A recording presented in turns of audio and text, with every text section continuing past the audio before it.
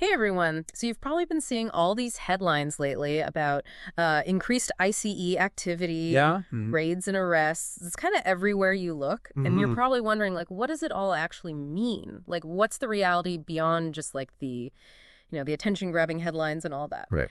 So today we are going to take a deep dive into all of that, and we're going to be using articles from a whole bunch of different sources. We got Gothamist, we got NBC News, Fox News, and more. Oh, wow. Just to like really try to get to the bottom of what's going on with all these ICE raids. Yeah, what's really striking is just the massive scale of this shift that we're seeing. Like, it's not just a small uptick in activity. Yeah. We're talking about just a total change in how enforcement's happening. Right. And to understand how big this change really is, let's kind of go back in time a little bit. Okay. Let's go back to September 2024. Mm-hmm.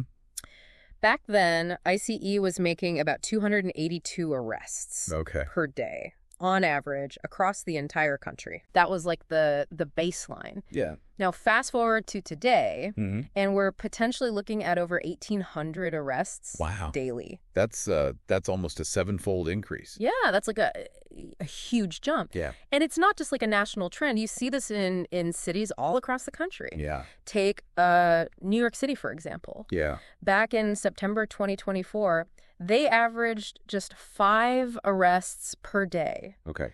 With these new developments, they could be making as many as 75 arrests daily. Wow. So what's causing this massive increase? Well, I mean, the Trump administration has been very vocal about, their focus on national security and targeting individuals. Right. That they refer to as criminal aliens. Oh, criminal aliens? Yeah, so essentially they're prioritizing the removal of people that they deem to be a threat to public safety. So basically they're saying they're going after criminals, which, I mean, that kind of makes sense on the surface. And I remember reading about some high-profile cases that really highlighted the administration's rationale for this. Absolutely. I mean, one example that they cite pretty often is the really tragic case of Laken Riley. Oh, right, yeah. She was a nursing student from Georgia. Right. Who was murdered by a Venezuelan national named Jose Ibarra. Okay. And he had been granted what's called border parole. Now, hold on. What exactly is border parole? I think we got to clarify that for our listeners. Sure, yeah. So essentially, border parole is a process that allows certain individuals to enter the U.S. temporarily for humanitarian reasons, or if there's a significant public benefit, even if they don't meet the typical requirements for admission.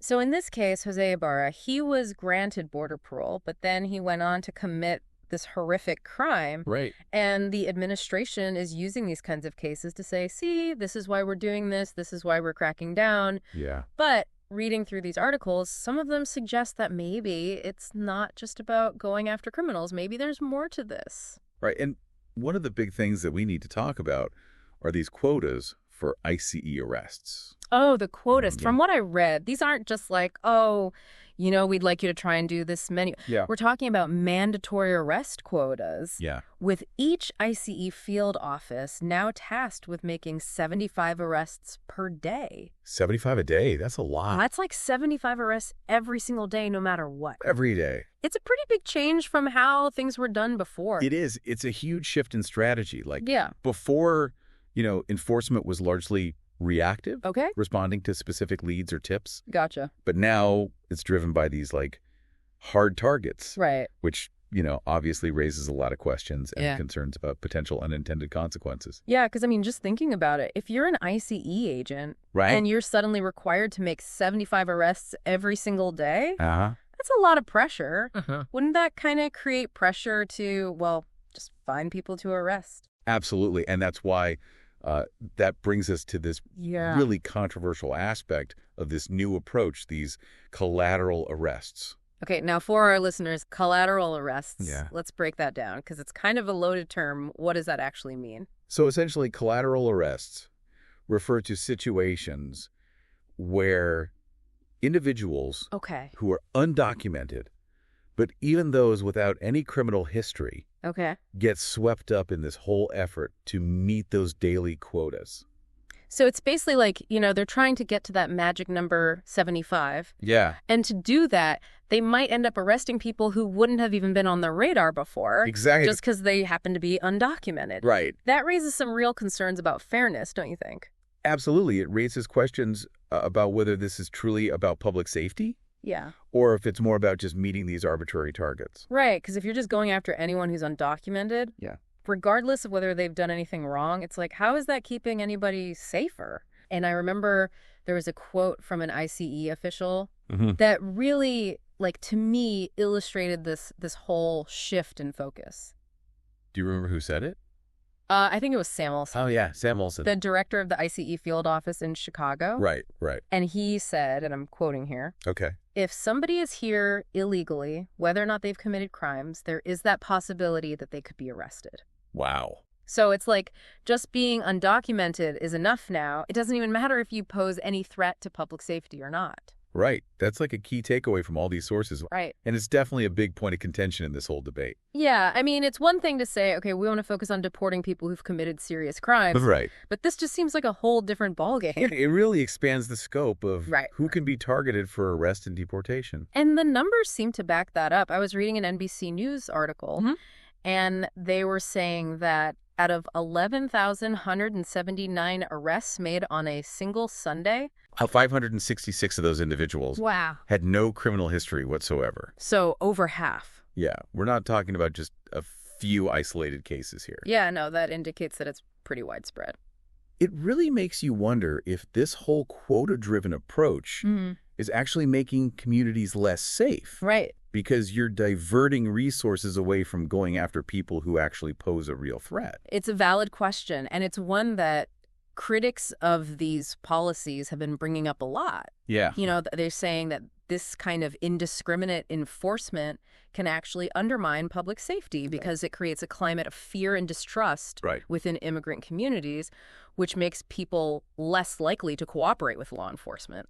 Right. It's like if you're constantly afraid of being arrested just for being undocumented, you're less likely to report a crime. Exactly. You're less likely to come forward as a witness. Right. It could actually make things more dangerous for everyone. Exactly. And it's important to remember that behind all these numbers are real people, real families whose lives are being turned upside down. Absolutely. It's easy to get caught up in the numbers.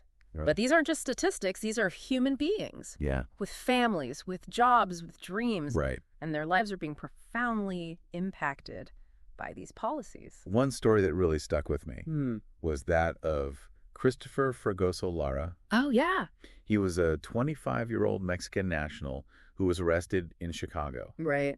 I think his case is a really good example of how these policies are actually playing out on the ground and the very real human cost that's involved. Yeah, his story is really poignant because it highlights the complexities of this whole issue. Yeah. I mean, he did have a criminal record, but no violent offenses. Right. And by all accounts, he was really trying to rebuild his life.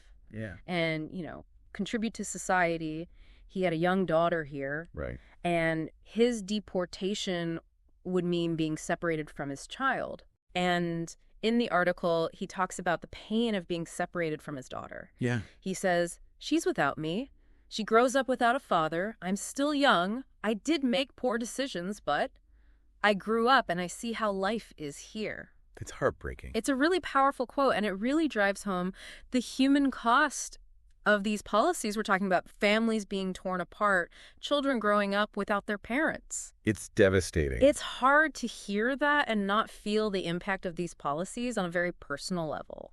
It's a reminder that this isn't just about these abstract policy debates. Right. It's about real people's lives, real families, real communities. And the consequences can be just absolutely devastating. Absolutely. Yeah, it's heartbreaking. And it really makes you think, like, what is this doing to immigrant communities as a whole? Oh, absolutely. I mean, you have to imagine there's just a ton of fear and uncertainty. Absolutely. Like, imagine living with that constant worry that you or some you love could just be arrested and deported at any moment. Right. Even if you've done nothing wrong. Yeah. It just creates this, like, climate of fear and distrust. Right. And that can have ripple effects throughout the whole community.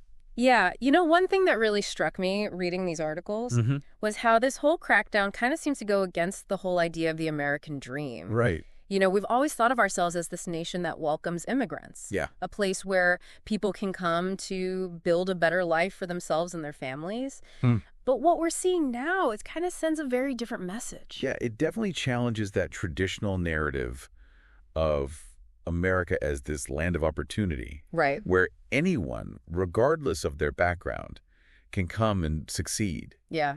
And that shift in perception can have some pretty big consequences. What kind of consequences are we talking about? Well, like even on just an economic level. Okay. The American Immigration Council estimated that all these mass deportation efforts could cost the U.S. economy a staggering $88 billion annually and have a major impact on GDP. So it's not just the human cost, there's a potential economic cost as well. Exactly. When you start removing a huge chunk of the workforce. Right. Especially in industries that rely heavily on immigrant labor. Like agriculture. Yeah, agriculture, construction. Right. It can create these ripple effects throughout the whole economy. It makes you wonder if the administration has really thought this through, you know? Yeah, and that's a big part of the debate that's happening right now. Okay. Supporters of the administration's approach, they're saying that this is necessary to prioritize national security, to enforce immigration laws. Right. They believe that by cracking down on undocumented immigrants, they're going to deter future illegal immigration and protect American jobs. But the critics are saying, Ed, it's way too harsh, and it's doing more harm than good. Yeah, they're pointing to the fact that many undocumented immigrants are actually contributing members of society. Right. We're working hard, paying taxes, raising families. Yeah. And they're saying that these mass deportations are just tearing families apart. Right. Creating all this economic hardship and undermining community trust. It seems like there's this disconnect between what the administration is saying and what's actually happening. Absolutely. On one hand, you have them talking about focusing on criminal aliens, but then on the other hand, you have people like Christopher Fregoso Lara, who was trying to turn his life around, and he gets caught up in these raids. Right, and that disconnect is a major point of contention in this whole debate. Yeah. Critics are saying that the administration is using this term, criminal aliens, to justify this much broader crackdown on undocumented immigrants in general. Right. No matter their individual circumstances or their contributions to society. It's like they're trying to paint this picture of undocumented immigrants as this like monolithic group that's all dangerous. Right. And that's a big concern that a lot of immigrant rights groups have brought up. They're saying that this kind of rhetoric really dehumanizes undocumented immigrants. Right. And it creates this climate of fear and prejudice. And it's interesting how politically charged this whole issue has become. Oh, it's incredibly polarized. It's like you can't even have a conversation about it without it turning into this huge argument. Yeah, and it's really hard to know what to believe. Right.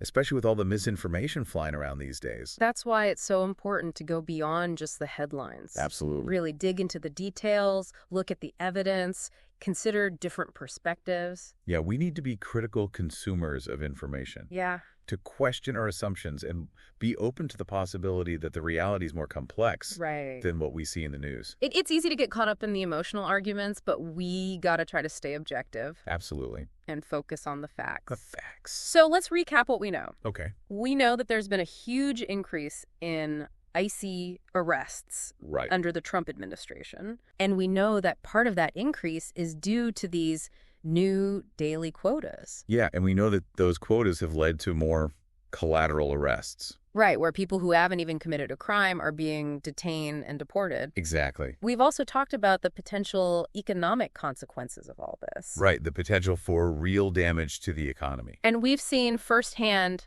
the human cost through stories like Christopher's. Yeah, the human cost is undeniable. So we have a lot to think about here. The question is, what does this all mean?